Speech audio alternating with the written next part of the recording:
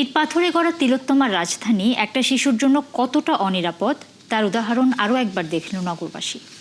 গেল 23 ফেব্রুয়ারি আদাবরে বাড়ির পাশে খেলতে গিয়ে নিখোঁজ হয় 3 বছরের শিশু নাজিফা। তার পরিবারের দাবি পরিবারের ধারণা খালের পানিতে পড়ে গেছে সে, তবে শিশুটিকে উদ্ধারে তেমন তৎপরতা দেখায়নি ফায়ার সার্ভিস ও পুলিশ। পাগল প্রায় দশা ক্যান্সার আক্রান্ত মা সহ পুরো পরিবারের। বিস্তারিত জানাচ্ছেন নিবিড় সাহা।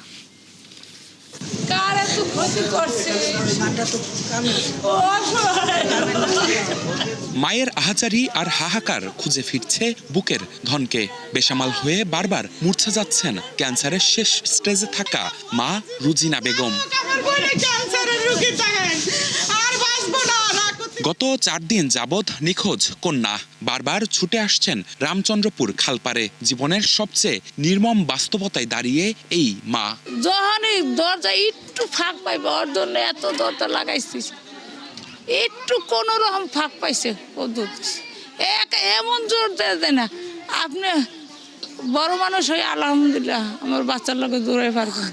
গেল 23 ফেব্রুয়ারি রাজধানীর আদাবরে বিকেলে বাড়ি থেকে পাশের খালপারে যায় 3 বছরের নাজিফা। অন্য শিশুদের সাথে সেখানেই খেলছিল সে। এরপর সন্ধ্যা গড়িয়ে রাত, কিন্তু আর বাড়ি ফেরেনি নাজিফা।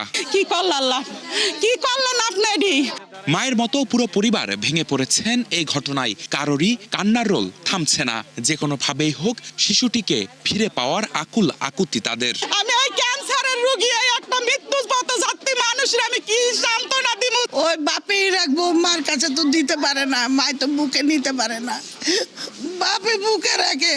ঘটনার পরদিন আদাবর থানায় জিডি করে পরিবার। খবর দেয়া হয় ফায়ার সার্ভিসকেও। রাতেই ডুবুরি দল খালের সামান্য কিছু জায়গায় অভিযান চালায়, তবে ফিরে যেতে হয় খালি হাতে। সেদিন ফায়ার সার্ভিস আর পুলিশের কার্যক্রমে অবহেলা দেখছে 3 বছরের শিশুটির পরিবার। ফায়ার সার্ভিসের ডেকে আনছি, তারা নামছে, তারা নাইমা কাজ করে নাই। তারা ওই সামনে থেকে একটু হাতাইয়া 2-1 মিনিট হাতাইয়া তারা আবার আমরা জোর জবরদস্ত সুইচ গেট নিয়ে গেছি।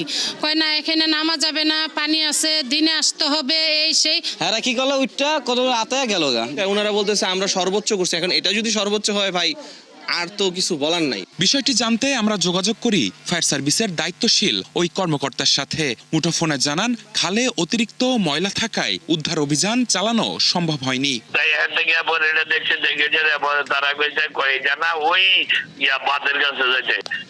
বাঁধের কাছে গেছে, এখানে গিয়ে দুনিয়ার ময়লা চলে, রাত রয়ে গেছে।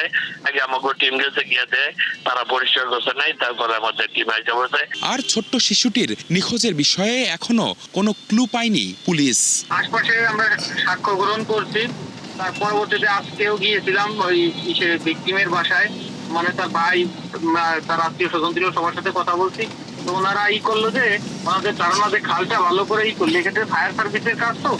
সেদিন নাজিফার সাথে খেলাধুলা করছিল আরেক শিশু মিথিলা। সে জানায় নিখোঁজ হওয়ার কিছুক্ষণ আগেও খালপাড় থেকে পড়ে গিয়ে উঠে আসে নাজিফা। পড়ে গেছিল, পরে এখান থেকে আমাদেরকে হাত বাড়াইতেছিল। পরে আমরা ওই আরেকটা মেয়ে ছিল, ও বলতেছে কি আপু দেখো এখানে যে ওই বাচ্চাটা কেমন, কে জানি কেমন করতেছে। পরে আমরা এসে এখানে ফুঁকি দিব, আর ও বলছে যে ও একাই উঠে ওদিকে দৌড় দিছে। পরিবারের দাবি খালের ওই অংশ থেকে সুইচ গেট পর্যন্ত খোঁজাখুঁজি করলেই পাওয়া যাবে 3 বছরের নাজিফাকে। পরিবারের ধারণা যদি সত্যি হয় তাহলে রামচন্দ্রপুর খালের এই অংশ দিয়েই পানিতে পড়ে গেছে 3 বছরের ছোট্ট নাজিফা। 4 দিন পার হলেও পুলিশ কিংবা ফায়ার সার্ভিস কারো দায়িত্বশীল আচরণ চোখে পড়েনি পরিবারের। এখন প্রশ্ন থেকেই যায়, ছোট্ট শিশুটি কি তবে হারিয়ে যাবে? ক্যান্সার আক্রান্ত মা আর একটি বারের জন্যও কি সন্তানকে বুকে টেনে নিতে পারবে না? নিবিড় সাহা, 71, ঢাকা।